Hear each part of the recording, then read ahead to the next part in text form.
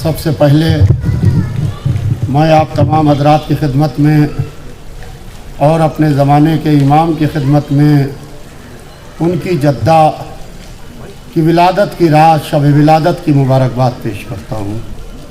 आप हजरात एक सलवात भेज दें मोहम्मद व आले मोहम्मद।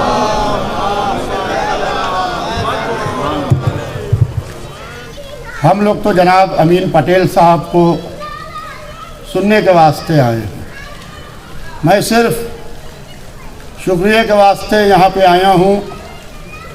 मैं खानवादा खतीब अकबर की जानिब से जनाब अमीन पटेल साहब, जनाब सफदर करम अली साहब, जनाब जावेद जुनेजा साहब का तहे दिल से शुक्रिया अदा करता हूँ कि आप हजरात की बेपनाह मोहब्बत का ये सलूक है और ये सिला है कि आप हजरात ने खतीब अकबर मौलाना मिर्ज़ा मोहम्मद अतहर साहब के नाम से चौक बना के उसका आज शब विलादत जनाब मासूमा सलामुल्लाह अलैहा उसका इनाग्रेशन, उसकी रुनुमाई भी कर दी। हजरात, मैं खतीब अकबर के बारे में क्या कहूँ। खतीब अकबर का एक शेर, जब यहाँ से मैसेज आया सफदर भाई के ऑफिस से कि कुछ बता दीजिए कि क्या लिखा जाए, तो हमने कहा उन्हीं का शेर लिखवा दीजिए जो उनकी कब्र पर भी हम लोगों ने लिखवाया है कि उम्र भर की मदाखानी का मिलेगा ये सिला,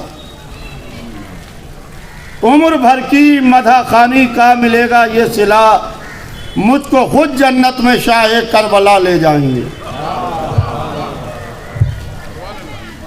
खतीब अकबर मौलाना अतहर साहब के 4 वाक़ये मैं आपको 1 मिनट में सुनाता हूँ।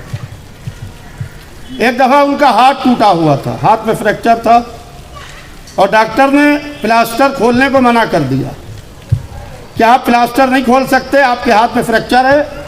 मुहर्रम का चांद चंद रोज़ में नमूदार होने वाला, 2 रोज़ या 3 रोज़ बाकी हैं। मौलाना एजाज अतहर साहब हमारे बड़े भाई को लेके बगैर बताए हुए चले गए और जाके प्लास्टर कटवा दिया। 6 हफ्ते का, कम से कम 6 हफ्ते लगते हैं हाथ हड्डी को जोड़ने में, हाथ की। जाके अपने प्लास्टर को कटवा दिया और उस डॉक्टर के पास बैठे हैं जिसने देखा था चंद रोज पहले, 10-12 रोज हुए। वो कहता है ये तुमने क्या किया? वो चीखने लगा, दार बात है वो डॉक्टर था, ये पेशेंट था, ये क्या किया? कहना डॉक्टर साहब मेरा एक्सरे कराइए, मैं बिल्कुल ठीक हूँ। कह रहे मैं डॉक्टर हूँ कि तुम डॉक्टर हो? और डॉक्टर साहब आप ही डॉक्टर हैं। खैर एक्सरे हुआ, एक्सरे उन्होंने देखा, well and good, very good, very good. ये कैसे हुआ? ये तो चमत्कार हो गया, ये मौजूदा है, यकीन मानिए शहजादी का। और लाहौरी नमक और गर्म पानी से हाथ को धारा जाता था। बम्बई आ गए, उन्होंने कहा अच्छा आपकी हड्डी तो जुड़ गई है मगर बहुत कमज़ोर है, इसकी एक्सरसाइज होगी।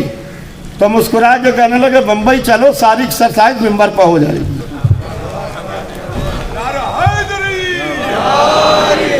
क्या बात है। दूसरा, हमारे भाई हाजी पारिक साहब यहाँ कहीं बैठे होंगे, 2 साल बहुत तेज बुखार रहा उनके, कंटिन्यू 102-103 बुखार था। और कौसर जैदी साहब यहाँ, आप जानते हैं कौसर भाई हमारे बैठे हुए, कौसर जैदी साहब अनाउंस करते थे वो खतीब अकबर की सेहत के लिए दुआ करा रहे हैं, आप हजरात उनकी सेहत के लिए दुआ कीजिए, दुआ कीजिए। मोमिनीन जब उनको मिंबर पर देखते थे तो कहते थे कौसर जैदी झूठ बोल रहे, कि जो आदमी मिंबर पर इस तरीके से मजलिस पढ़ रहा है ये बीमार हो ही नहीं सकता। दिन भर 10 लोग हॉस्पिटल में एडमिट रहते थे, 10 लोग, हाँ 10 लोग प्रिंस अली खान हॉस्पिटल में दिन भर एडमिट रहते थे। और ब्रिज कैंडी में भी मैं गया हूँ कई दफ़ा, वहाँ दिन भर एडमिट रहते थे, रात को आके यहाँ मजलिस पहुँचते थे। 2 साल तक के कभी किसी से बीमारी का मिंबर पर बैठ के ये नहीं कहते थे मैं बहुत बीमार हूँ, कहते थे जितनी देर मैं मिंबर पर बैठ के अपना दुखड़ा सुनाऊंगा उतनी देर हक़ अहले बैत कटेगा, उतनी देर अहले बैत का हक़ कटेगा। लिहाजा उन्होंने ये तालीम दी कि कभी मिंबर के ऊपर जातियात की बातचीत नहीं होना चाहिए। मिंबर पर सिर्फ अल्लाह रसूल और आले रसूल की बात होना चाहिए और मिंबर पर किसी की बात नहीं होनी चाहिए।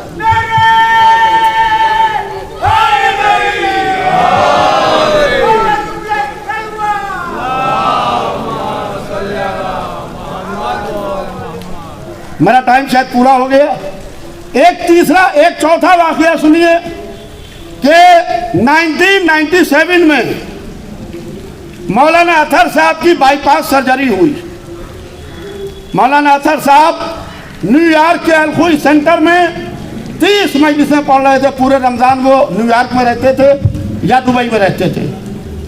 वो अल-खुई सेंटर न्यूयॉर्क में 30 मजलिसों को खिताब कर रहे थे पूरा एक महीना। उनके सीने में दर्द उठा, तो जब दर्द उठा तो उन्होंने अपने दोस्त डॉक्टर शौकत जाफरी साहब और डॉक्टर मसूद मुर्जा साहब से कहा कि मेरे सीने में कुछ तकलीफ थी। बहरहाल ईद का चांद नमूदार हो गया। जेब में सार्बिट्रेट रखे रहते थे, उसको चूसा करते थे, मजलिस पढ़ा करते थे। तो ईद के दूसरे दिन डॉक्टर शौकत जाफरी साहब गालिबन डायरेक्टर ऑफ हेल्थ न्यूयॉर्क थे, शायद यूएनओ के भी थे और डीजी हेल्थ न्यूयॉर्क भी रहे हो, तो यूएनओ में भी थे। और डॉक्टर शौकत जाफरी साहब ने एम्बुलेंस भेजी और उनका ऑपरेशन हुआ न्यूयॉर्क में नॉर्थ शोर यूनिवर्सिटी हॉस्पिटल्स, सबसे बड़ा न्यूयॉर्क का हॉस्पिटल है। नॉर्थ शोर ओपन यूनिवर्सिटी हॉस्पिटल में उनकी बाईपास सर्जरी हुई। 1997 में बाईपास एक मसला था, आज एक मसला नहीं, आज बाईपास है, कोई बात नहीं, ठीक हो जाएगा, जिंदा हो। उस वक्त बाईपास होना एक मसला था। पैर की रग काटी जाती थी, वो जोड़ी जाती थी और टाके लगते थे, पूरे स्टिचिंग होती थी पूरी। अब तो पूरा ज़माना बदल गया, तरक्की ने जिस तरीके से दौड़ लगाई है। बाईपास सर्जरी हुई, घर में किसी को नहीं मालूम, किसी औलाद को नहीं मालूम, उनके सगे भाई मौलाना अशफाक साहब को नहीं मालूम। मौलाना मोहम्मद हुसैन साहब जो सिकंदर हुसैन साहब के बेटे थे उनको सिर्फ मालूम था और कुछ लोगों को मालूम था, लखनऊ में किसी को नहीं मालूम था। बिल्कुल जिस वक्त ऑपरेशन हो गया तो उस वक्त उन्होंने एजाज भाई को बताया, तो एजाज भाई के ज़रिए से इत्तला आई कि ऑपरेशन हो चुका है मगर अभी होश नहीं आया है, आप लोग दुआ कीजिए। ये उन्होंने फ़ोन किया।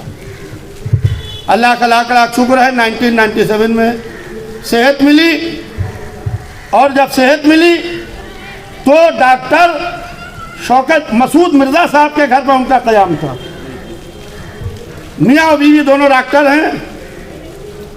अब बाईपास सर्जरी के 18वें दिन उन्होंने मजलिस पढ़ी।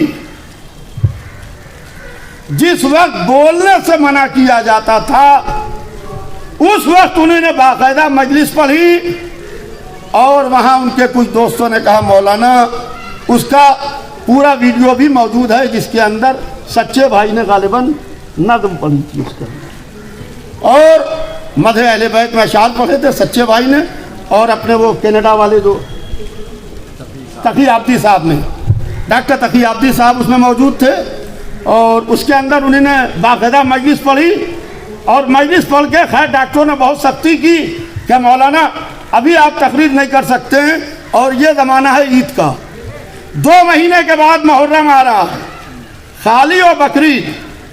बाईपास सर्जरी हो चुकी है। लखनऊ आए हम लोग, दिल्ली गए लेने के लिए, दिल्ली से घर आए, कसरत से लोग देखने के लिए आए, पूरी हिंदुस्तान पूरी दुनिया में दुआएं होने लगी और मुहर्रम का चांद निकलने वाला है। कहा कि मेरा टिकट करवाओ बम्बई का। तो डॉक्टर ने कहा मौलाना आप बोल नहीं सकते, कस के अभी अभी बाईपास हुई है, लिहाजा मशवरा कीजिए, इस साल बम्बई रहने दीजिए, इस साल बम्बई ना जाइए। कहा कि जिन मौला ने नई जिंदगी दी है हमको,